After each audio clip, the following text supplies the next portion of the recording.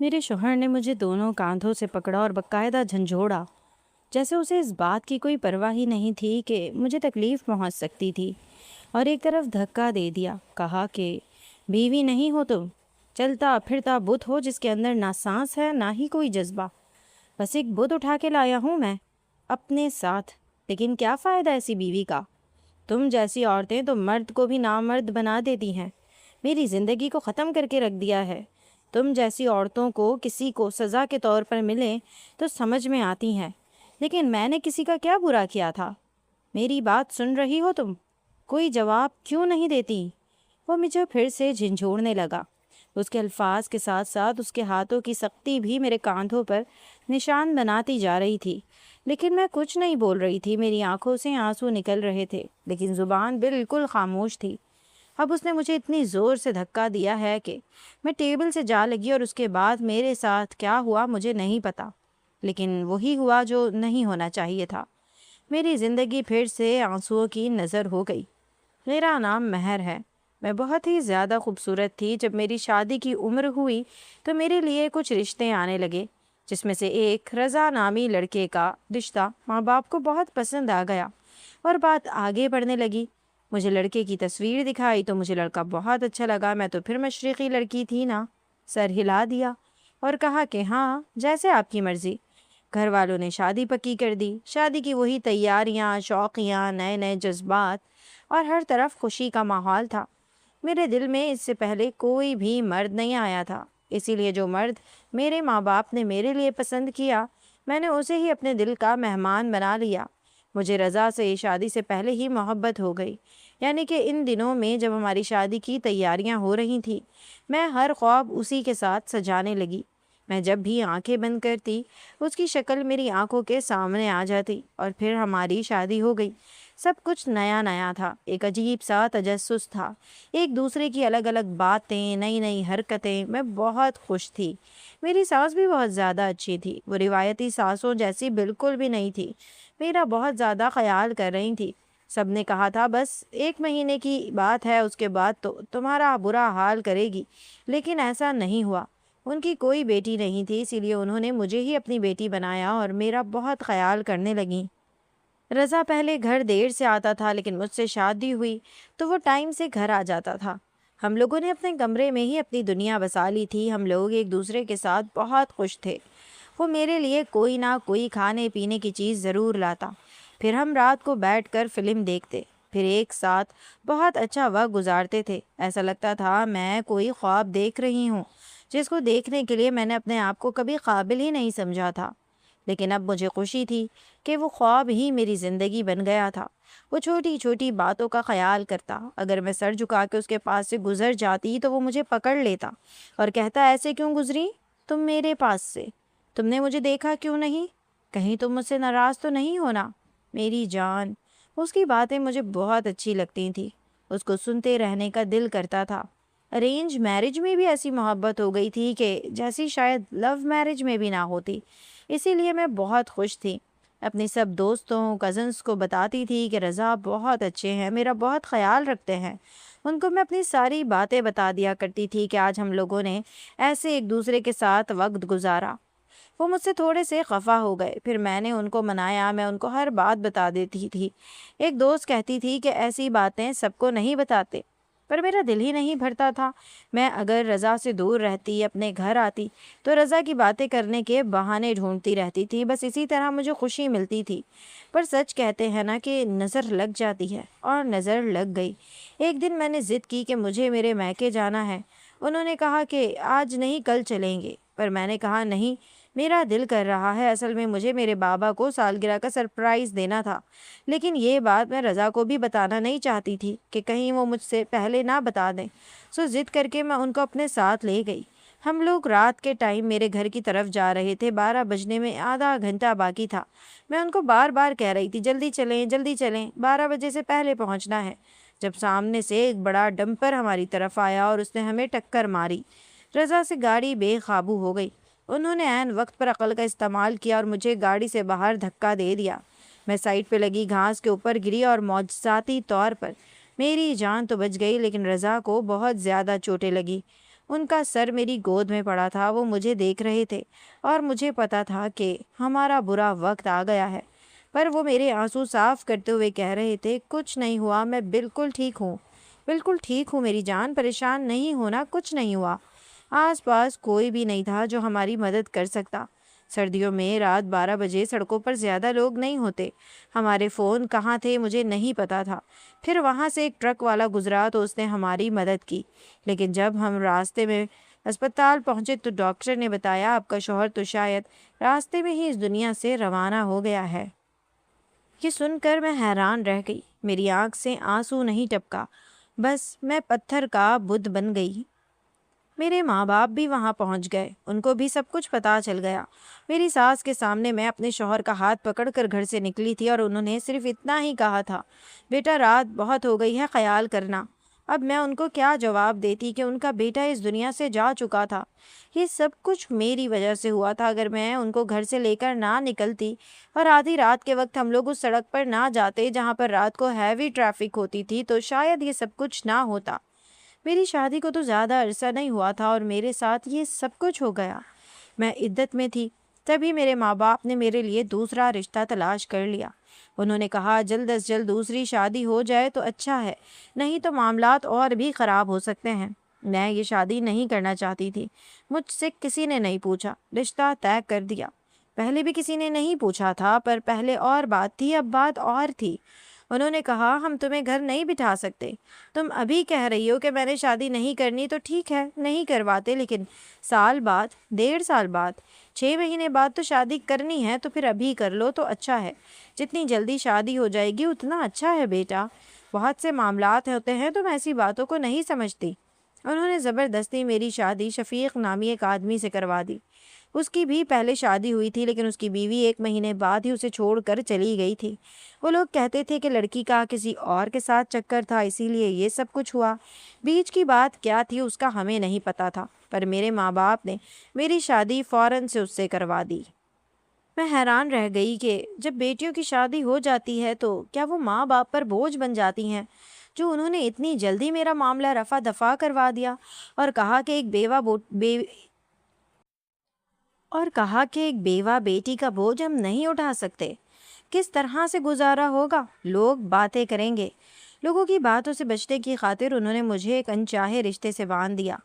شادی کی رات میں شفیق کو کہہ دیا مجھے کچھ وقت کی ضرورت ہے، آپ کو تو پتہ ہے کہ مجھ کو تھوڑا سا وقت بھی نہیں دیا گیا، کتنی جلدی میں میری آپ کے ساتھ شادی کروا دی گئی ہے۔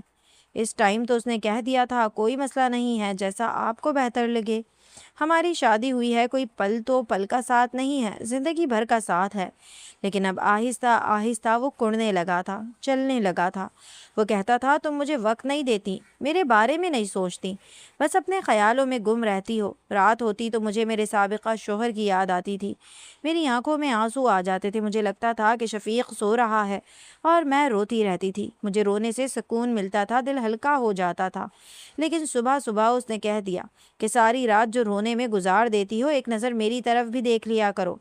مجھے بہت شرمندگی ہوئی، مجھے نہیں پتا تھا کہ وہ جاگ رہا ہوتا ہے، وہ تو یہی سمجھے گا نا کہ میں اپنے پرانے شوہر سے اتنی محبت کرتی تھی کہ اب اس کی یاد میں رو رہی ہوں، اور اس میں کوئی جھوٹ بھی نہیں تھا۔ پر میری ماں نے کہا تھا اپنے موجودہ شوہر کے سامنے پرانے شوہر کا نام بھی نہ لینا، یہ بات مردوں کو بہت ناگوار گزرتی ہے۔ اور ایک بات پر تو شفیق بھی حق پر تھا کہ اس نے میرے سامنے کبھی بھی اپنی سابقہ بیوی کا نام نہیں لیا تھا، یہ نہیں کہا تھا کہ وہ تم سے زیادہ اچھی تھی یا خوبصورت تھی یا جو بھی، اس نے تو اس کے نام کا پہلا حرف بھی نہیں بولا تھا۔ کہا تو میں نے بھی کچھ نہیں تھا، لیکن میری حرکتیں سب کچھ کہہ جاتی تھیں۔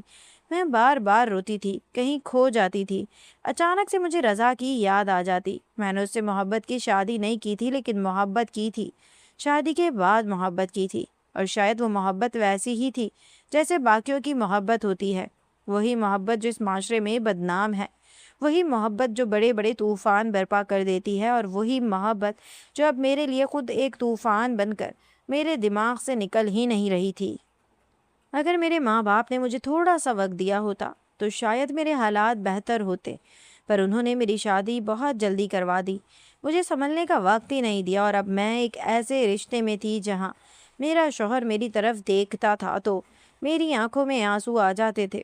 ابھی تک میں نے اسے اس کا حق نہیں دیا تھا اور اس کی مجھ سے محبت کی شادی بھی نہیں تھی اور دل میں کوئی احساس بھی نہیں تھا۔ وہ تو اس لیے بیوی لے کر آیا تھا کیونکہ اکیلے نہیں رہنا چاہتا تھا۔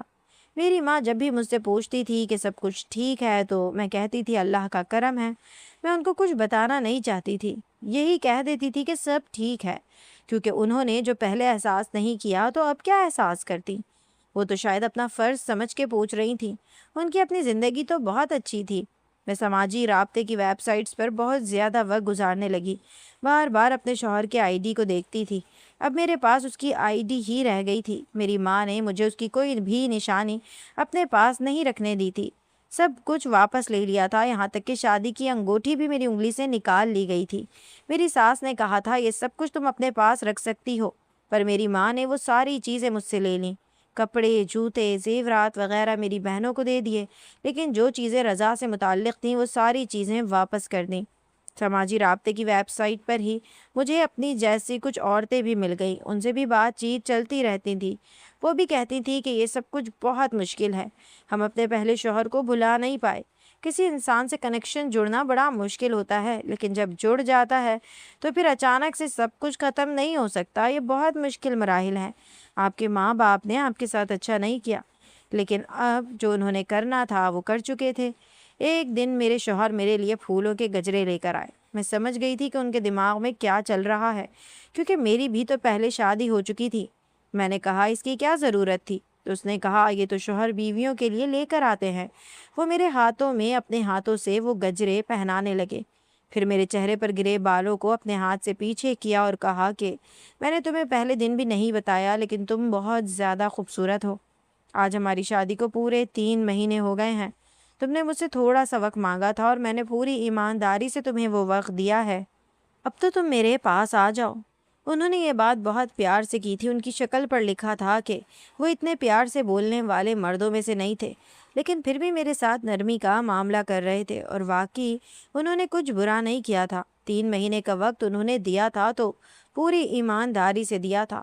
ہم لوگوں نے 3 مہینے کمرے میں ایسے گزارے تھے جیسے ہم ایک دوسرے کو جانتے ہی نہیں ہیں، تھوڑی سی بھی خیانت نہیں ہوئی تھی۔ اب میرے شوہر کی بات بھی جائز تھی، لیکن میرے دماغ میں کچھ اور ہی چل رہا تھا۔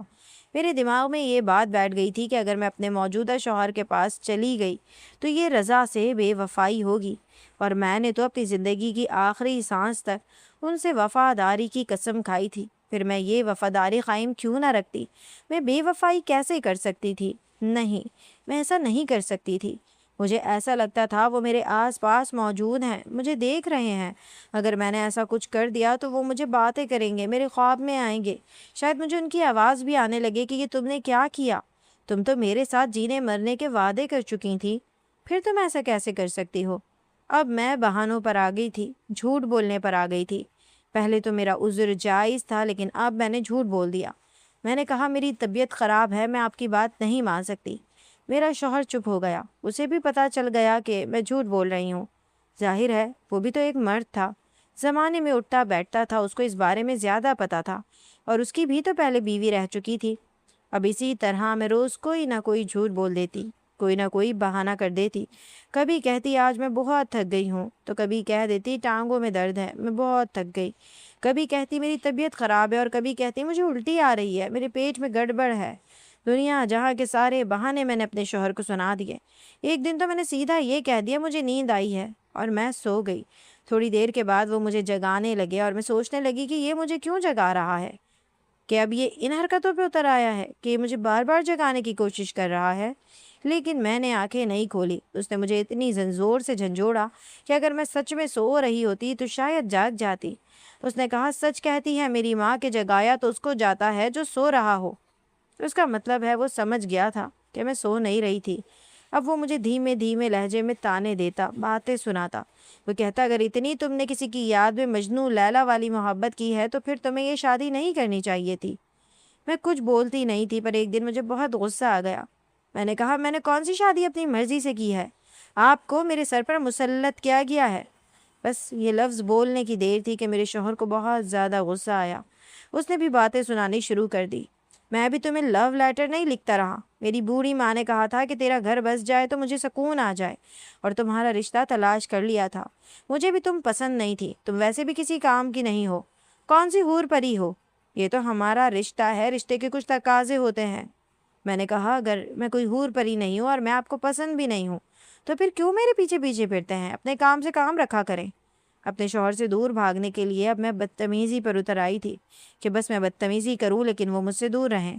یہ بولنے کی دیر تھی کہ میرا شوہر میری طرف ایسے بڑھا کہ جیسے آج مجھے جان سے مار ڈالے گا، لیکن اس نے ایسا کچھ نہیں کیا اور کمرے سے باہر چلا گیا۔ ایسا لگا کوئی مصیبت آنے والی تھی جو ٹل گئی، لیکن میں بہت ڈر گئی تھی۔ میں کب تک اس گھر میں اس طرح رہتی؟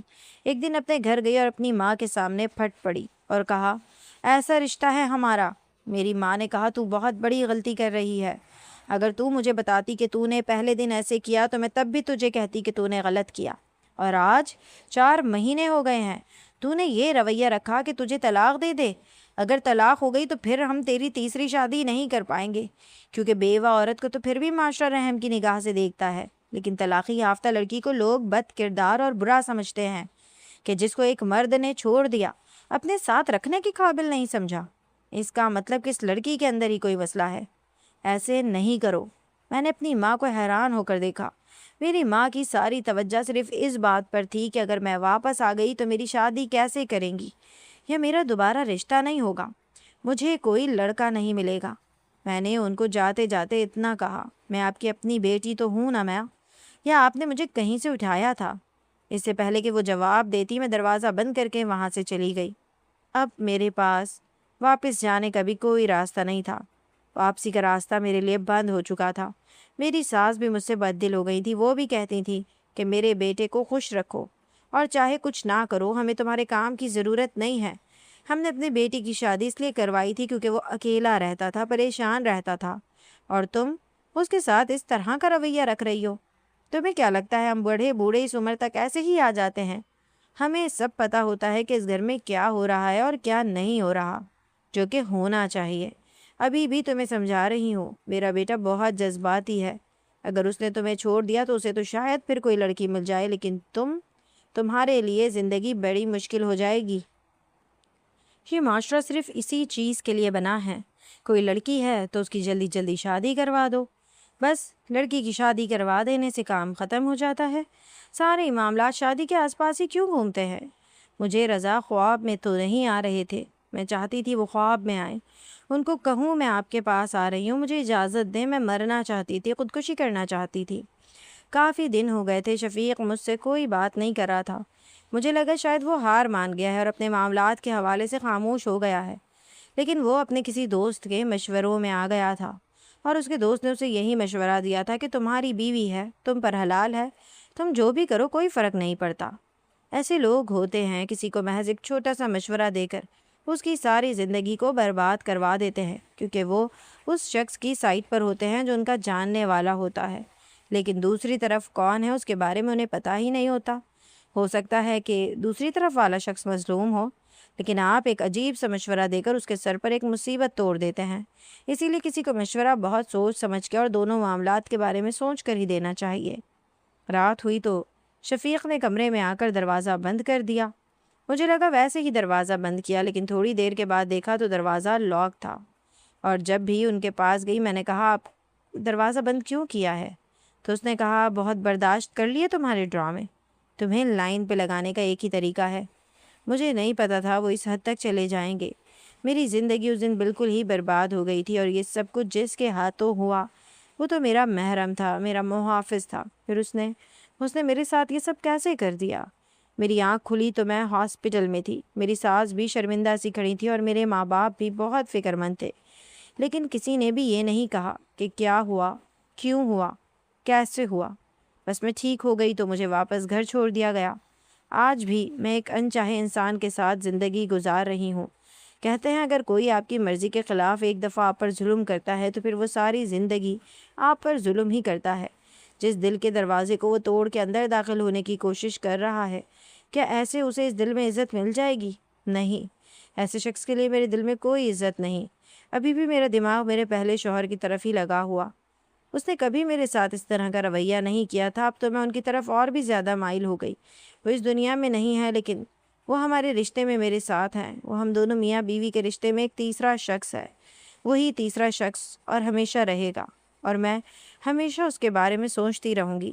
میرے دل کو کبھی سکون نہیں آتا۔ اگر شفیق نے یہ حرکت نہیں کی ہوتی تو شاید میں ان کو معاف کر دیتی، شاید ایک نہ ایک دن ان کی طرف مائل ہو ہی جاتی، لیکن اب وہ میرے دل سے اتر چکے ہیں۔